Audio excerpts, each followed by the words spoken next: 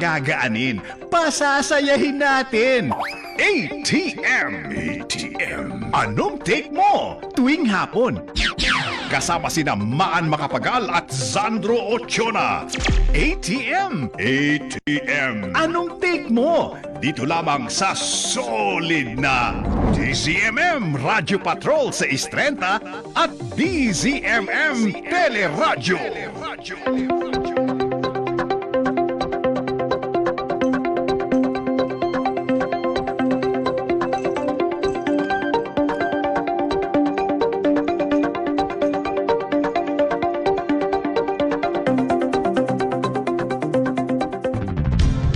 Anong take mo? Sa DZMM Radyo Patrol 630 at DZMM Teleradyo. Hi, magandang hapon po. Ako po si Sandro Ochoa. Good afternoon, Maan Macapagal. Tumaas na daw ba yung presyo ng langis sa lugar ninyo? Pero may kawala ba dito? Partner? Lahat. Pero yung mga naririnig ako nagkakaubusan ng sinasabi sa ibang gasoline station, wala daw na silang gasolina. Nako. Oo, wag naman ganun. Ang Ano kaya na-experience yun? ko, partner, walang LPG. Kasi may isa akong, alam mo, ilang araw na ako nagtatangkang bumili. May isa kasi akong basyo, nanghihinayang naman ako kasi. Although meron pa naman ako isa pang reserba, wala akong mabilan. Ano to? Kahit doon sa, di ba may branded? Yung branded siya. Oo, Isa siya sa kasi Big Three. meron din yung sa mga, di ba, minsan talipapa, meron, mga ganon. So sa branded to. Oo, sa branded Di ba gasoline station minsan nagbebenta din? Pero yung kinikwento ko nga sa'yo kahapon, diba? Meron ako nakita doon sa lalagyanan nila, pero ayaw ibenta. Talaga? Hindi daw yun. Pero wag naman sanang bidding muna. Ako, wag naman. Kaya talaga? Pero may mga nagtatanong na rin ng mga kababayan di ba? Mga natatakot din kasi. Di mo naman maalis yun. Kahapon din, yung kinalculate ko, yung gasoline na consumption ko ng isang linggo ay nasa mga 800 to 900 pesos. Okay. So, buong linggo yan. Kasama na yung kahapon, Lunes. So, kinalculate ko, sabi ko, parang mas mura nga kung magdadrive ako kaysa magti-TNVS. Kasi diba more than 300 yung TNVS ko one way. Kasi sa layo, no? Sa akin, tinitingnan ko yung TMVS na presyo Sabi ko baka may paggalaw. So far wala. Doon ako'y nakabahan. Oras na, alam mo na, mag-move na yung presyo nung TNVS. Kasi minsan kalkulado mo yan Lalo kung naka-budget ka din.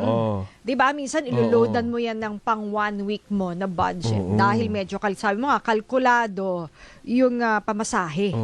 Ngayon, doon ako nag-aabang. Yun nga, yung sa mga darating na araw. Bagamat hindi pa natin nararamdaman.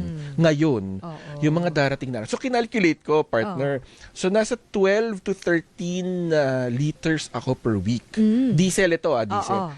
Ang maganda kasi sa diesel, yung full tank ko, pang isang buwan siya. So, yung 1/4 ko, nasa 12. So, mga ganun. So, naka-full tank ka ba ngayon? Oo, finull tank ko na ulit. Kasi yung kagabi, pinilit ko talaga. Pero ang haba pa rin ng pila. Pero payag. Kasi may iba kasi daw, as per netizen, lang naman to, mga post nila. Yung iba daw, parang ayaw. Parang, yun ang tinatanong ko kahapon Kung bibigyan ka lang ba na, sorry hanggang 5 liters lang kayo, 10. Hindi pwedeng lumagpas. Baka kasi sa ibang lugar, naggagano na sila. Pipila ka ng matagal, tapos ganun lang yung pwede mo ikarga. Kaya nga yung iba, di ba, yung mga maraming sasakyan, ang tanong, pwede ba magdala ng mga galon-galon? Meron akong lalagyanan nung para talaga sa diesel. So, meron siyang laman. Kaso, so, pwede raw? Pwede naman siya. Pero ang problema kasi din dun, yung capacity nun, kalahating tangke lang ng kotse. Pero kung ako sorry, parang ipaprioritize ko yung may kotse na nakapila. Ewan lang kasi... Hindi ka rin naman pupunta doon nang wala kang dalang... Mabigat yun, Hindi kasi baka may kotse ka nga, nagpa-full tank ka, pero may mga bit-bit ka parang galon-galon. Ay, tsaka nakita ko kanina, parang pinapayagan lang yung galon na. Isa lang. Yung para sa mga emergency use. Paano mo masasabi yung emergency? Nakailang balik na siya dun. Diba? Pero saan mo rin naman ilalagay yun? Hindi yun nga. Kaya ang tanong, kung ako lang ako lang si gasoline girl. Baka i-prioritize ko pa rin. Pa isa-isang galon, sige. Pero kung makikita kong 5, yung kanyang baon. Parang delikado rin yun. Oo, delikado yun, di ba? Oo. So, di ba?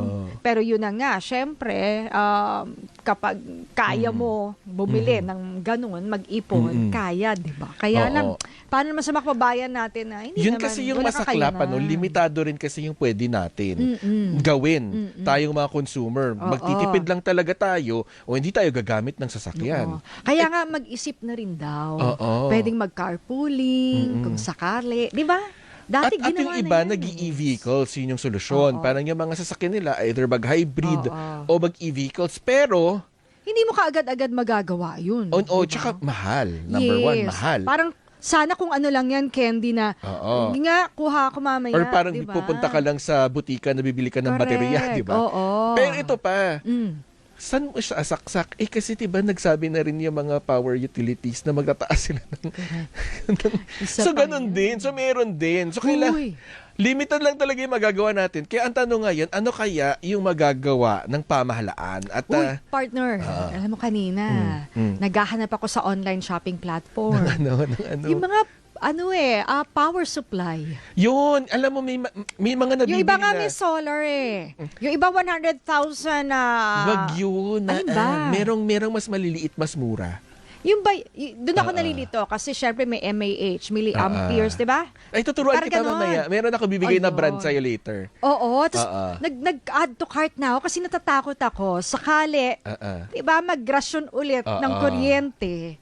Di ba? At least handa pero malayo pa naman yan. Huwag Malayo naman pa sana, naman. kaya lang may pagka-prepper ako Sorry ha. Yung tipong proactive. Pero alamin muna natin, Sige kung nga, sige ano yung magiging hakbang naman ng gobyerno. Baka naman kasi sapat na to, hindi na natin kailangan maghanap pa ng iba pang solusyon. Sabi diba? ng government, ay chill lang. Ito, makakausap We got you. makakausap natin sa linya ng telepono ang kinatawan mula sa ikalawang distrito ng Marikina at chairperson po ng Committee on Ways and Means. Itong Ways and Means kasi dito yung nagmumula yung mga taxation. So yung pag-repeal o yung pagbibigay ng kapangyarihan sa Pangulo. Makakausap po natin sa kabilang linya ng telepono si Representative Miro Kimbo. Magandang hapon po, Kong Good Miro. afternoon. Magandang hapon, Sandro, magandang hapon sa inyong mga telepono. Oo, parang naninibago ko kasi dati pag ini-interview namin nung pandemic, pag ini-interview namin to si Kong Miro, nasa background si Teacher Stella. Parang naninibago ko ngayon na wala. Malay mo na sa likod. Ay, baka nga. Wala ba? Wala. Andito tayo sa batasan ngayon. Magandang hapon, guys. Magandang hapon. Magandang hapon, Kong Miro. Kong Miro, kanina parang lumusot na sa komite. Kasama ba kayo doon? Opo. Yung substitute bill. Opo. Oo. Sige. Ako yung isa sa mga authors and then ako din yung chairman ng committee na hini-hear natin itong suspension nga ng excise tax. Kasi naghahanap ang Pangulo, naghahanap ang gobyerno ng iba't ibang paraan kung paano tayo makakatulong sa gitna ng mabigat na krisis na ito, no? Ang difficulty kasi dito sa krisis na ito is the main problem is the price. At unfortunately, pagdating sa presyo ng langis, wala talaga tayong control because zero internal supply tayo. So, we are the 35th biggest consumer ng oil sa buong mundo. Pero wala tayo kahit isang patak ng langis na nanggagaling dito. So, the only way we can help or we can assuage or makatulong tayo sa ating mga kababayan ay para alisin ang mga buwis temporarily para mas maging affordable siya. At yun po talaga yung pinakamabilis na magagawa na ng gobyerno, Kong Miro, no? Dalawa. Ang pinaka-epektibo talaga sa totoo lang, sa kahit anong klaseng krisis ng ekonomiya, ay yung pagkakaroon talaga ng direct subsidy sa mga nangangailangan. Ibig sabihin, yung ayuda talaga. Ito yung pangunahing pangangailangan ng ayuda. Halimbawa, kung sino pinaka-apektado, of course, those in the transportation sector, meron tayo niyan. Merong 2025 budget pa ang DOTR para sa mga jeepney at saka modern jeepney drivers. Meron namang sa DILG pagdaanan para sa ating mga TODA drivers. Pero pagdating po sa iba't ibang sektor, particular yung lower middle class, kasi ang pinaka-apektado, lahat apektado, except yung pinaka-mayayaman. Pero pinaka-apektado dito in reality are those who are living just slightly above the poverty line. Itong mga ito, the slightest inflation, the slightest increase in gas prices, sila talaga yung bumabagsak o kinakain down to the poverty line. Wala tayong ayuda program for them. So, ang nagiging solusyon ng gobyerno ay two tracks. One is, kumbaga sa may sakit, direct targeting, talagang nilelaser natin yung sakit niya dun sa bato, kung sa bato ang problema. Pero, kailangan din natin na mas malawakan para mas marami tayong ma-reach, which is itong tax reduction. Pag sinabi kong malawakan, meron din kasi makikinabang na hindi naman karapat-dapat. Yung mga mayayaman na hindi naman napiktado, makikinabang sila dahil iisa lang naman ang gas pump na binibili ng mayaman at saka mahirap. Pero, sabi nga ho natin, hindi baling may makinabang na hindi dapat, pero kung karamihan naman na makikinabang ay talagang karapat-dapat makatanggap ng tulong. So yes. those are the two ways, no, na that we can really help. Na mabilis. Kasi sa supply side, wala talaga tayo talagang 100% net importer tayo Teka Kong, may nagsasabi kasi na bakit daw nung kumbaga mura pa, no? Hindi pa nangyayari itong crisis ngayon, bakit ang gobyerno ay hindi gumawa ng parang fuel buffer stock o yung strategic petroleum reserve para magamit oras na kailanganin? Kong, ito yung, kumbaga, hindi ito magagawa ngayon because mahal. Pero noon ba? Maganda yung katanungan. Ang problema, bakit hindi nagawa ng gobyerno is, wala silang authority It will require a law. So maganda yung sinasabi natin, no? Bakit siya maganda? Because yung pagkakaroon ng strategic reserve na langis o petrolyo ay importante dahil we are now a deregulated industry. Ang presumption nung 1998 nung ipinasa ang oil deregulation, ang assumption din is, gobyerno, umalis na kayo dyan. Kaya nyo ang mga private sector ang magbakbakan dyan para tunay na mas bumaba yan. So, kapag private sector, ayoko ilayo sa halimbawa, kapag pinag-usapan natin ng media companies, dapat umalis na ang gobyerno dyan. Bayaan yung private corporations na magbakbakan ng DOS, magbakbakan ng X-channel, etc. That way, mas gaganda ang serbisyo, mas bababa. In fact, makukumpel sila magkaroon ng sarili nilang mga refinery. Pero sa totoo lang, ang katotohanan, just like many Asian countries, the concept is good, pero hindi talaga walang full free competition Meron talagang implicit na collusion na nangyayari dahil tatatlo, dadalawang malalaki, dati 4, kaya din lang mag-usap-usap. Hindi ako nag-aakusa, pero nakikita natin sa datos na hindi talaga nagkakaroon ng true competition So, kailangan uli manumbalik ang gobyerno pagdating sa pagpaparticipate or at the very least, meron kang kagamitan. So, meron kang armas at yung strategic supply na merong hinahawakan ng gobyerno.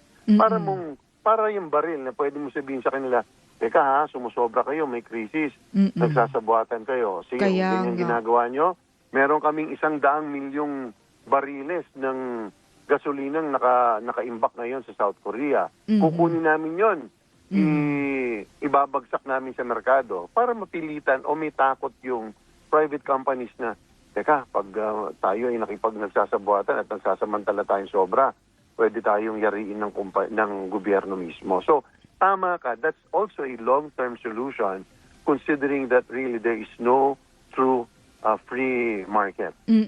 Kong, ito, laging sinisigaw to sa mga mga protest, yung pag-repeal, pagbasura o pag-amyenda sa oil deregulation law para nga manumbalik yung ating saklaw. 'Di ba?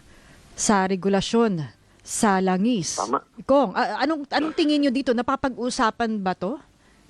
Oo, napag-uusapan 'yan. In fact, sabi ko nga, nailalabas lang talaga ang problema kapag may dilubyo, no? Yung sabi ko, yung issue usapin ng oil deregulation at lahat ng kanyang mga problema, matagal nang pinag-uusapan 'yan. Pero sabi ko, parang bahay 'yan. Hindi mo pinapansin, may konting sira-sira yung bubong ng isang bahay.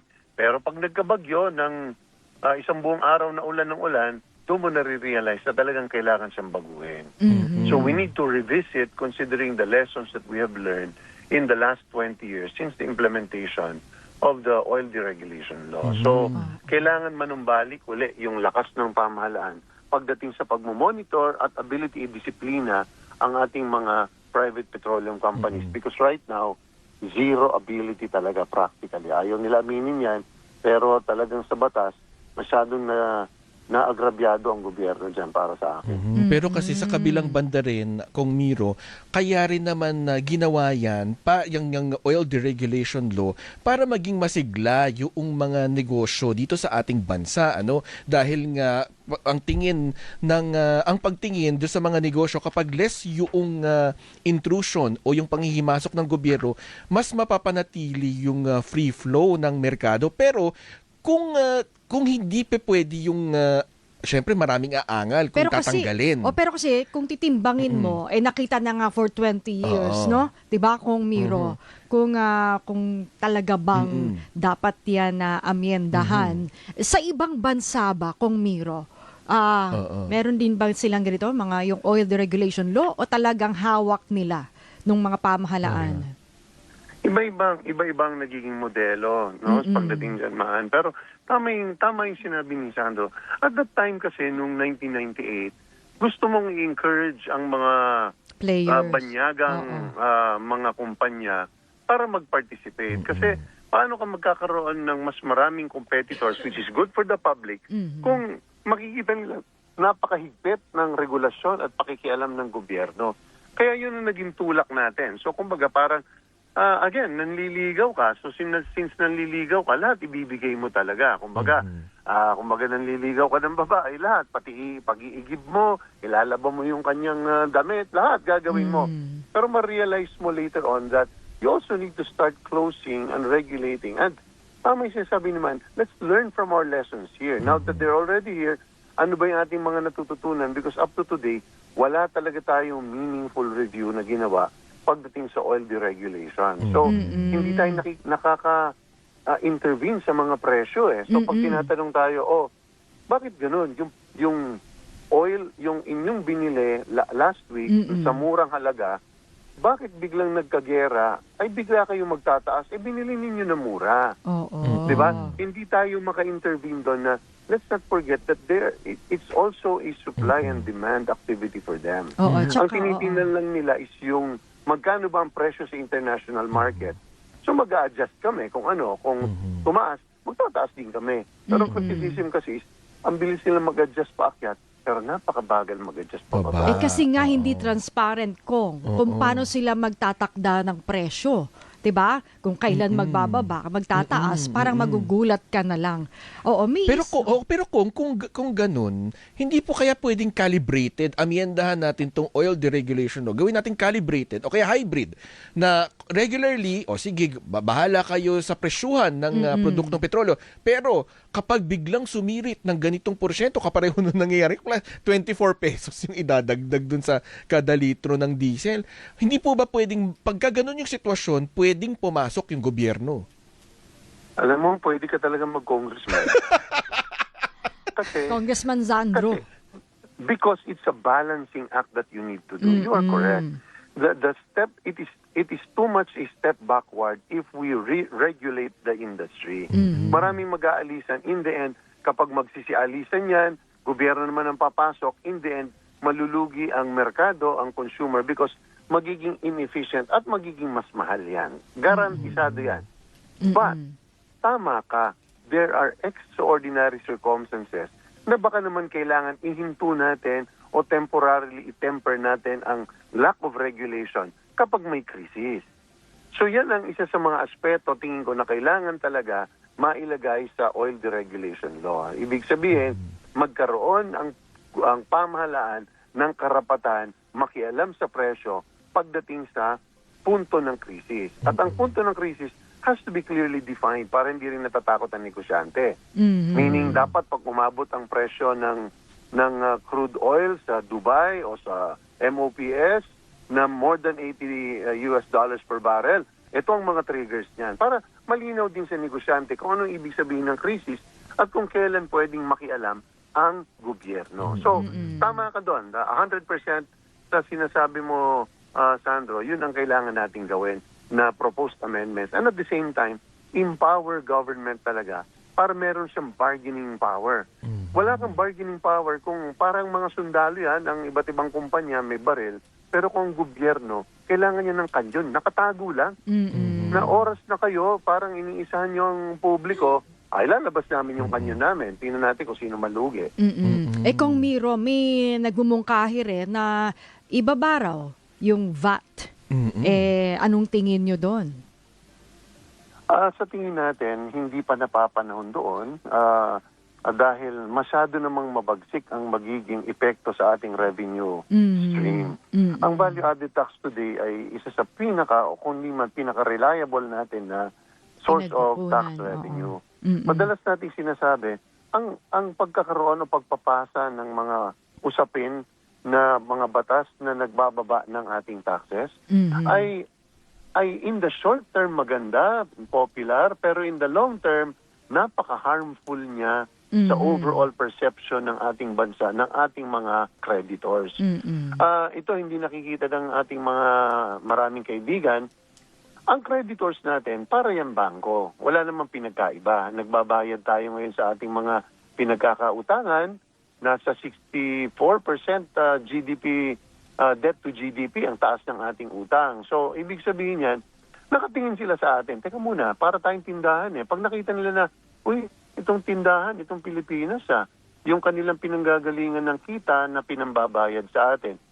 Aba, nagbabawas sila. Bumili ng bagong kotse. Nagiging lustay, nagbiyabiyahe kung saan-saan.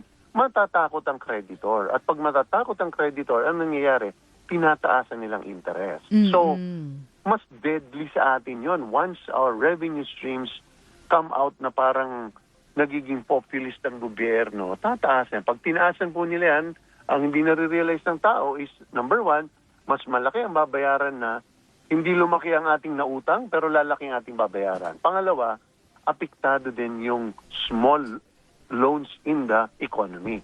Housing loan, salary loan, car loan, lahat po yan, tataas din ang interest rate. Kung ang Pilipinas nga po ay tataas, lalo naman yung mga maliit, lahat apektado. So that's why we're very, very careful with VAT kasi masyadong mabigat yan. Hindi lang yung tax loss na mawawala, pero pati yung impact it has on our credit standing. Oo, ito Kong Miro, medyo long term ito, no? Yung ating pagsuporta sa renewable energy, ano yan, mga solar, hydro, wind, para nga hindi tayo dependent sa mga imported na fossil fuels. Tama. Diba? Yung mga electric vehicles, ini-encourage din yan. So medyo long term ito, pero nasaan na tayo doon, Kong? Well, marami na tayong incentives na binigay dyan. Ano? Yung, in fact, for libre sa excise tax yan, ang importation ng mga yan, kaya yan ay nagiging popular at nagiging affordable. Pero sa tingin ko dyan, ang challenge dyan talaga is an issue of acceptability and affordability. Kasi walang sorry kung anong brand, walang tig 700,000, walang Yun ganun naman. kamura eh. So tingin ko yun ang isang bigit na challenge dyan. But that's going to be the general direction. Pagdating sa ating ekonomiya, kung sa Amerika, doon ho papunta, malaking bagay po ito kung mapagbibigyan.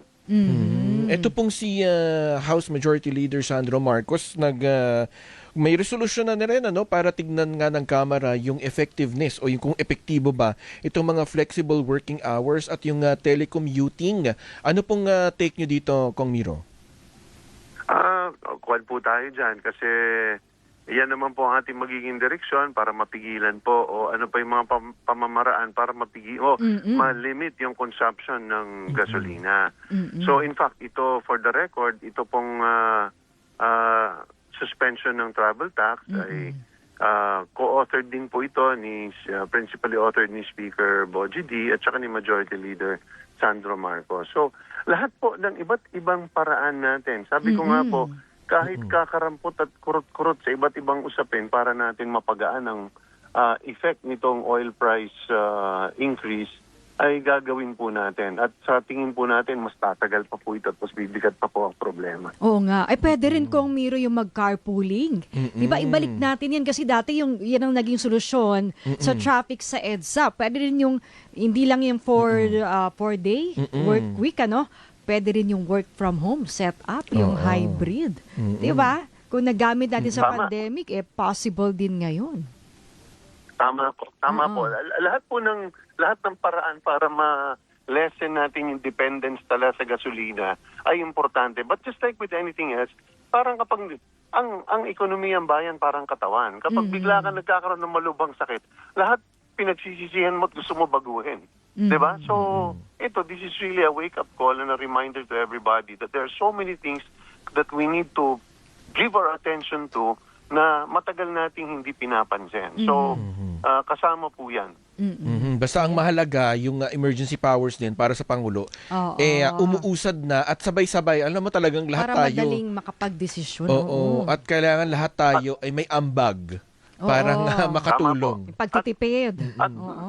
At ang importante ding masabi dyan is, ito ay very limited, no? Kasi very conscious tayo na yung power ng Pangulo, hindi natin pwedeng ibigay na carte blanche na parang as if napaka-arbitrary. Hindi po. Napaka-specific ng triggers kung kailan niya lang po ito pwede gawin at kung gaano katagal lang. Hanggang 6 na buwan lang.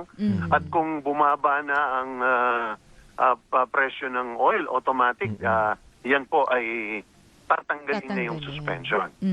Kaya nga kapag maigsi ang kumot, Matutong mamaluktot. Ayan. Maraming salamat kong Miro. Kabisado pa pala Hindi natin. na alam ng mga bata yung kasabihan na yan. Ano? Pero kasi nabasa po namin sa Google yun. Opo, nabasa po namin sa class. Maraming Hindi pa namin alam yun. Maraming salamat kong Miro. Thank you. Maraming salamat po. Karangalan po. Thank you very much. Good afternoon. Ayan po si Congressman Miro Kimbo mula sa 2nd Distrito ng Marikina at chairperson po ng House Committee on Ways and Means. Hoy, ang oras, 1 minuto bago mag 5:00 ng hapon.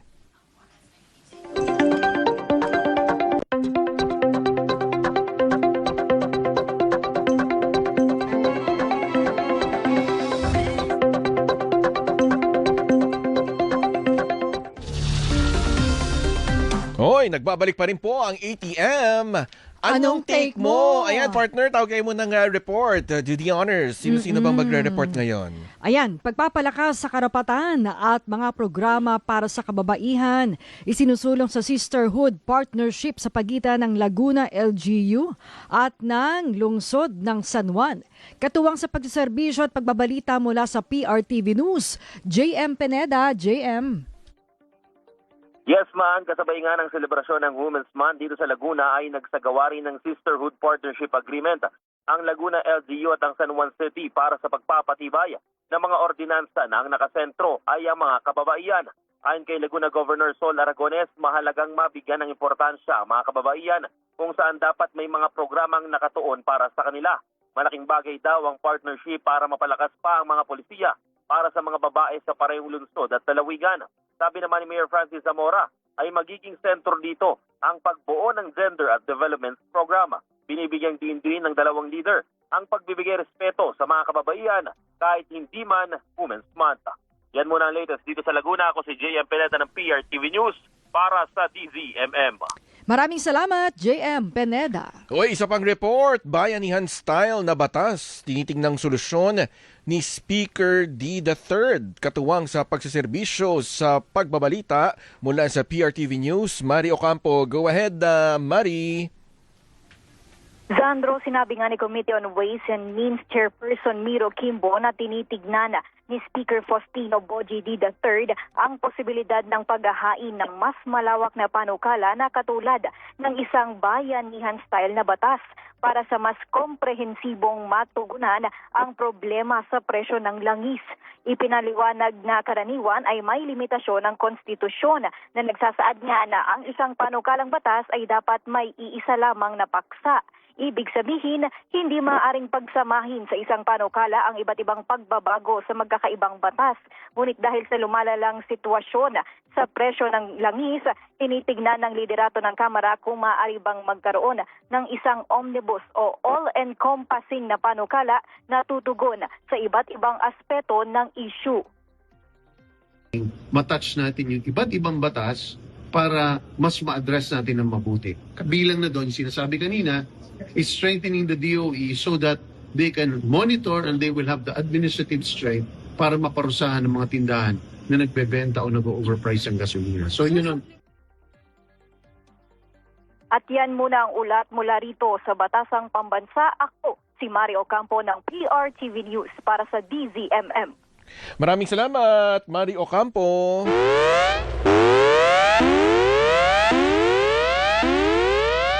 Sige, ito pa. Isa pang report, Maan. Go ahead. Malacanang tiniyak ang ambag ng Pilipinas sa pandaigdigang seguridad sa oras na makakuha ng non-permanent seat sa UN Security Council. Narito ang balitang kumpirmado sigurado mula sa Malacanang.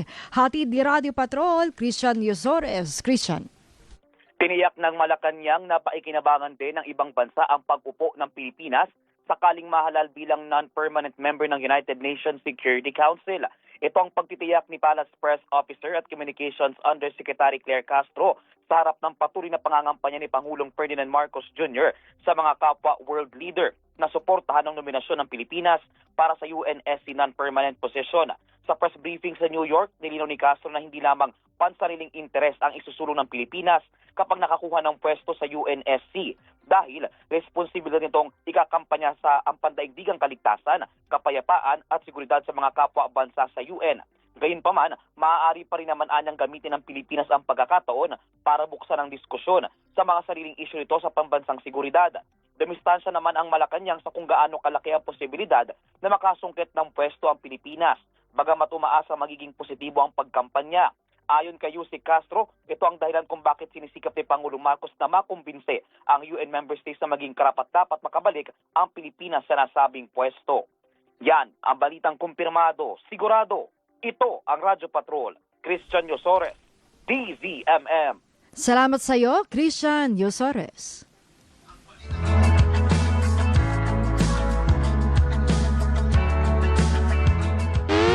Basta't may nangyari, nakareport agad sa DZMM Radyo Patrol sa Instrenta. Uy, partner, sa 7 minuto makalipas ang 5:05 ng hapon.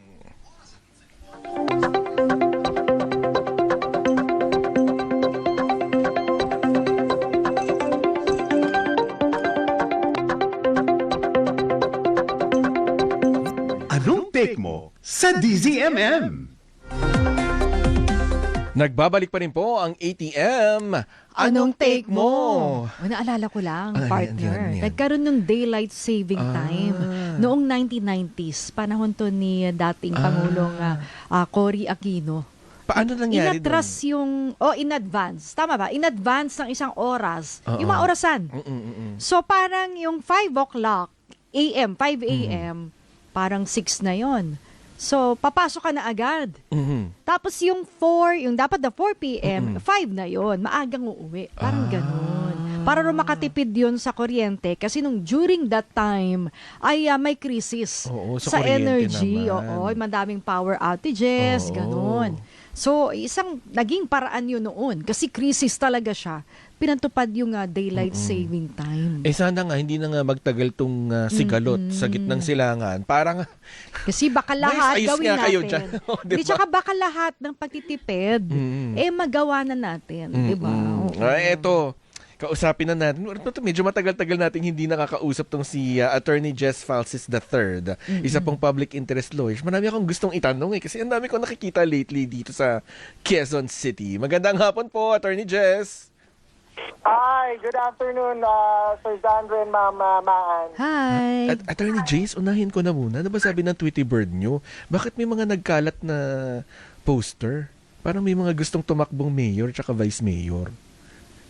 Well, meron na tayong kandidato na nag-announce tatakbo siya sa 2028. So hindi nalalayo na sa lokal, meron ding mga nagpaparamdam na kasi alam naman natin ang eleksyon, hindi yan madaling bigla ka lang tatakbo eh. Yung iba dyan, kailangan talaga pagplanuhan. So may mga nagpaparamdam na. Ang tawag natin dyan ngayon, EPAL, di ba? Talagang nagpaparamdam, premature campaigning. Meron pa tayong anti-EPAL memo mula sa DILG. So dalawa yan, EPAL tsaka premature campaigning. Ang haga.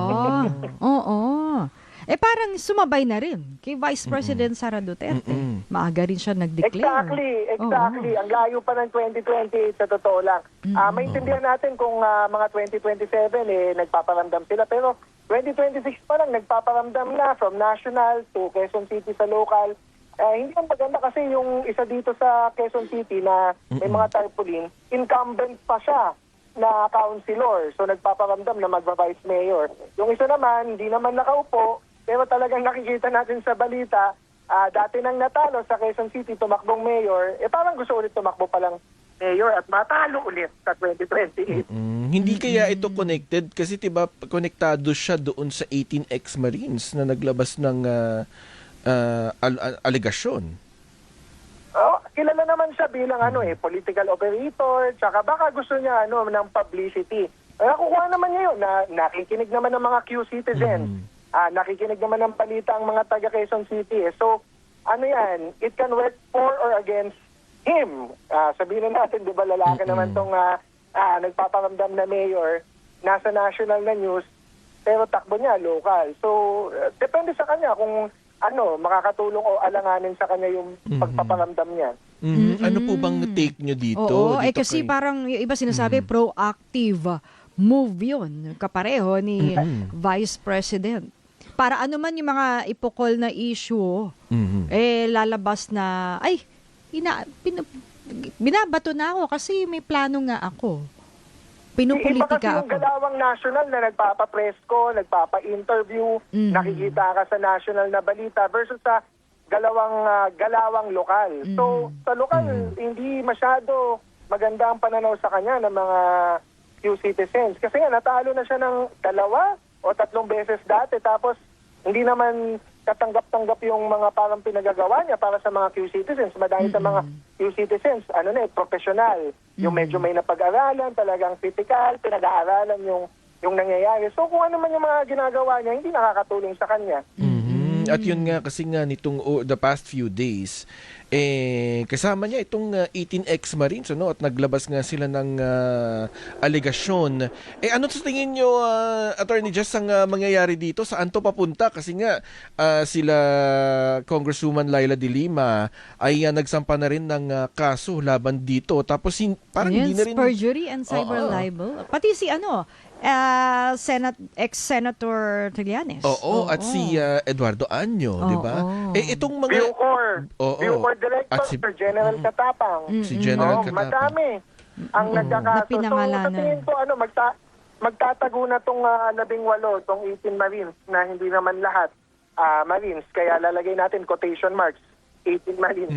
So, una yan, magtatago na sila kasi hindi na sila nagpakita doon sa isa nilang presko na dapat nagpakita sila kasi bibigyan sila ng award. Hindi na daw sila nagpakita dahil may security threat. Mga Marines to So, ang tanong, bakit ang simpleng security threat makakapag-dissuade or mako-convince sila na wag nang magpakita sa isang presscon? Kaya naman nilang i-secure siguro yung sarili nila kung mga Marines talaga sila. So, pangalawa, asay sa pagtatago, meron daw mga next batch, second batch ng quote-unquote Marines or mga bodyguard tsaka bagman ni Zaldico na magpe-presscon din daw. Kaso, nauudlot kasi nga nakikita yung kamalian at parang kapalpakan nitong 18 Marines. So, hindi sila kumbinsido na kahit kung anumang dahilan para magpa-presscon sila noon, kung kinoconvince sila, talagang parang walang dahilan kasi nakikita nila parang sila lang mapapahiya, sila lang malalaglag, sila lang yung makakasuhan, wala namang sabit yung operator nila o kung sino man nagko-convince sa kanila na magpa-presscon. By the way, ako may isa akong Tweety Bird.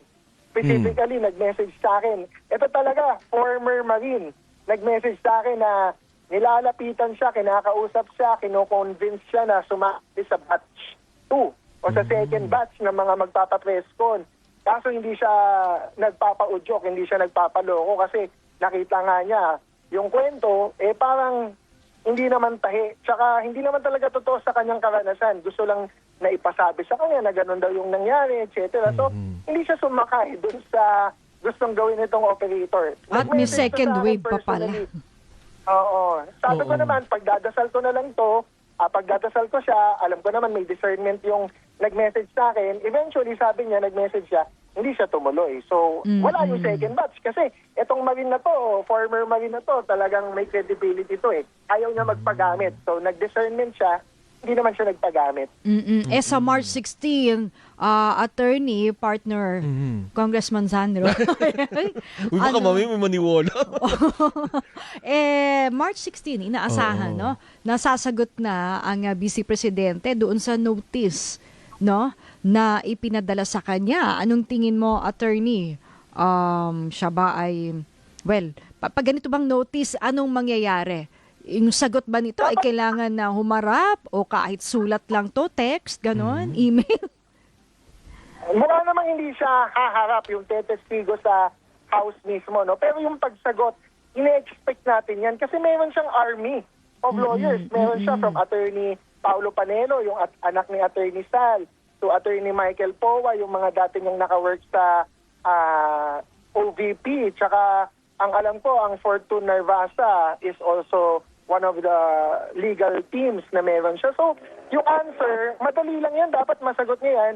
Ang advice ko, unsolicited, kung may nakikinig man mula sa kanyang team, siyempre hindi nila i-reveal lahat ng kanilang mga alas, kung may alas man sila para mapawalang sala siya or ma-deny yung mga akusasyon. Pero kailangan may basic man lang na answer. Kasi a no answer, kung hindi siya magpapile ng kahit na anong sagot, dehado siya sa public opinion nun kasi walang mababasa yung mga supporters niya. Wala silang maaasahan na, ito yung mga dahilan, bakit hindi totoo yung mga articles of impeachment o yung mga allegation. Hindi niya ilalabas lahat ng barahan niya doon sa answer. Pero kailangan meron siyang mga pinakasimpleng sagot sa bawat akusasyon. Otherwise, yung narrative na, or yung kwento na mananaig, yung accusation. Sa Senado lang siya makakasagot. Aantayin pa niya yung sa Senado, ano pa yan? 3 to 4 months later kasi ang timeline ng House, by May pa daw nila masasalang yan sa plenary para maboto ng 1/3. So, June, July pa siguro yung trial. Ang tagal pa nun. In the meantime, dehado siya sa narrative sa impeachment. So, anong bubusisiin doon, attorney, pagka-submit niya ng response? Anong titignan doon ng komite?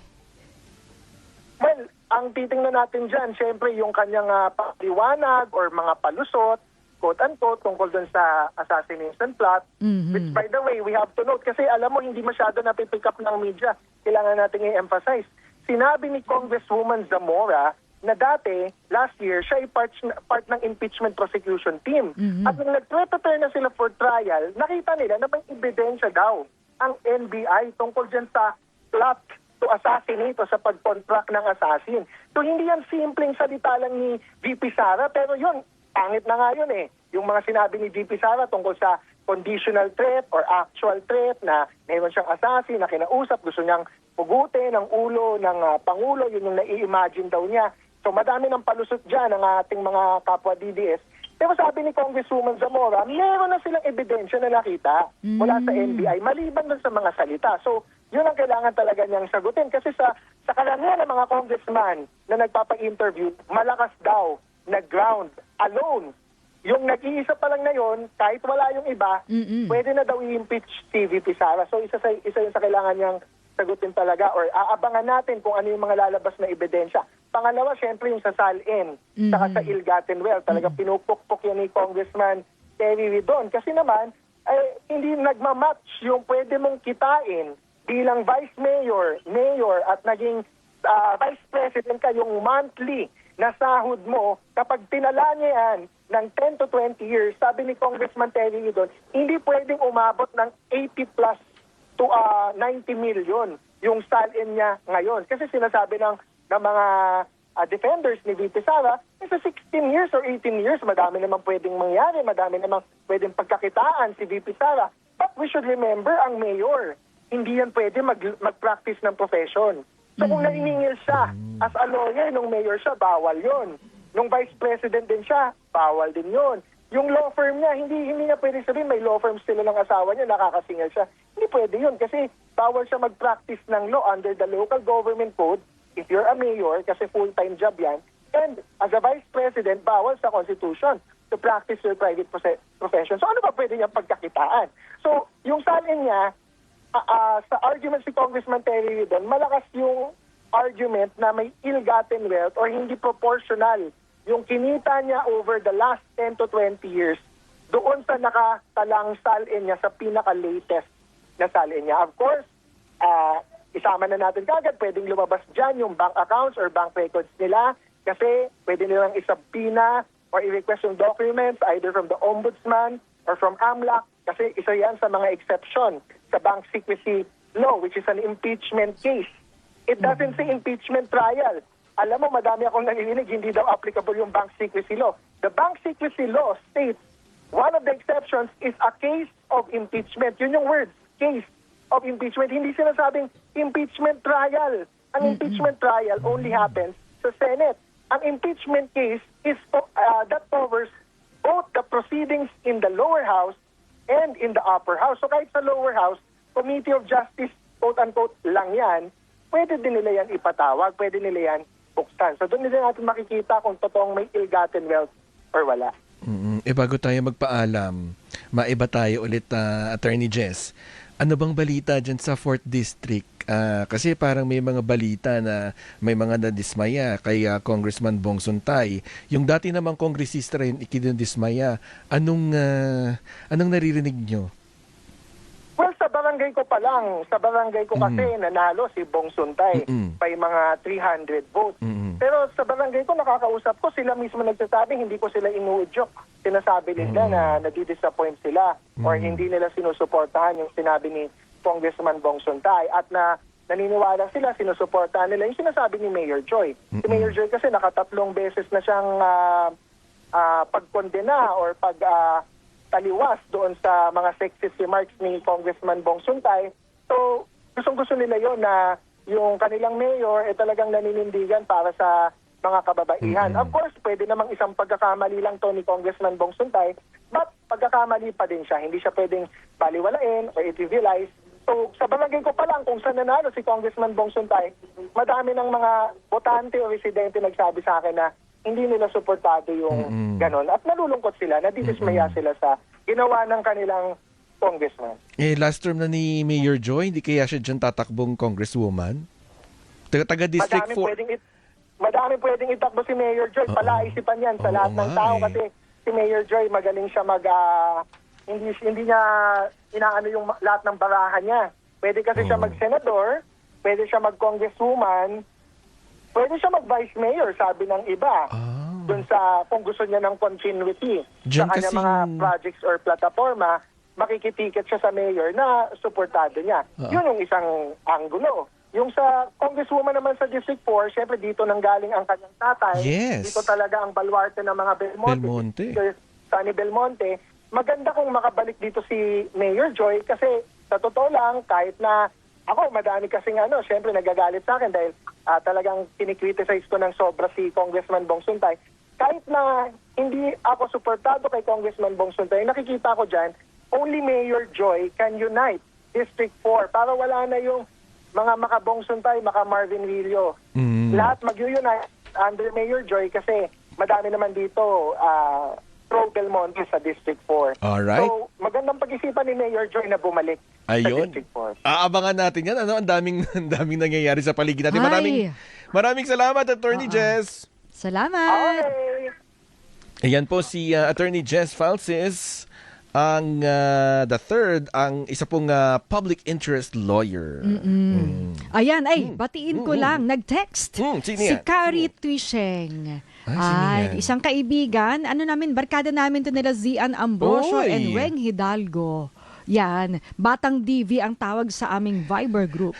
Ang sabi raw ng DOE, sabi ni Carrie, ay bawal pala yung mga basta-basta galon lang. Oo. Ano ba yung dala mo? Ano siya, yung para ganun talaga siya. Tapos meron siyang spout na pag lalagay mo na siya, meron siyang ganun. Ito, paalala lang, ang sinasabi ng DOE ay bawal ang bote ng sopis drink. Ayan. Plastic bottles, ordinaryong galon, no, o jugs, reused plastic containers, yung bawal yung walang proper seal o yung manipis yung materyales na madaling matunaw ng mga oil. Tsaka ito, yung sa diesel, kulay dilaw. Color-coded siya. Color-coded din. Okay. Ayun. At saka nakalagay siya talaga doon na pang diesel. Pero yung mga kerosene gas, okay lang yun. Bote-bote talaga Hindi ko yun. alam. Hindi ko rin Hindi ko alam alam. eh. Kasi di ba ginagamit din sa mga ano yun, panluto. Di ba?